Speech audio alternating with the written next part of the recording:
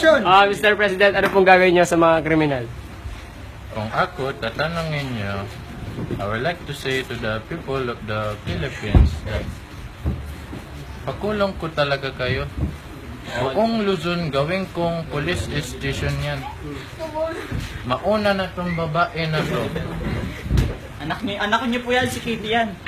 Hindi, si Kitty. Siya, nakita niyo, Miss siya, Black Beauty, Black Derm. Next question.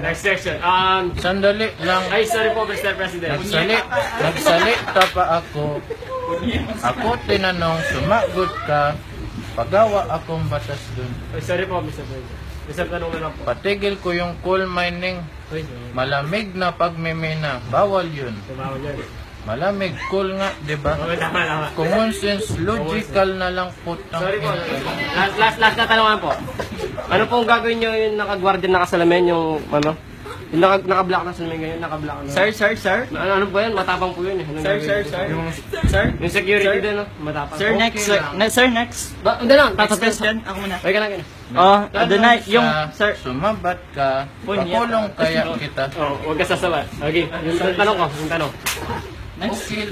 Okay lang, mas pugi naman ako sa kanya. Sir. May tanong po. Sir, may tanong po ako. Di ba NGSB siya? Tapos ikaw? Sigaw mo na. Anong gagawin mo sa, yung mga nunal na kalat-kalat? Pakita mo nga, Adonai.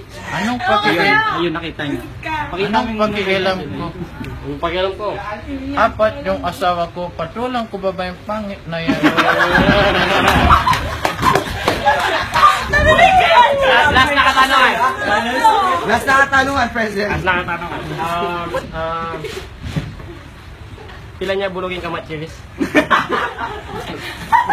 Ako, Bisaya lang ako dong. Hindi magkapampangan. Umuwi ka na. Ay, sorry po. Gusto suntukan na lang tayo. Thank you, Mr. President. Galing ko, Mr. President. Sa June 30. Ngayon pala yun. Hindi ko pa alis. Diba, sinabi nila, uupo ako sa trono. Ito na yun. Ay, tama. Nahirapan na akong tumayo para sa question. Alright, thank you, Mr. President. Para kay Mr. President.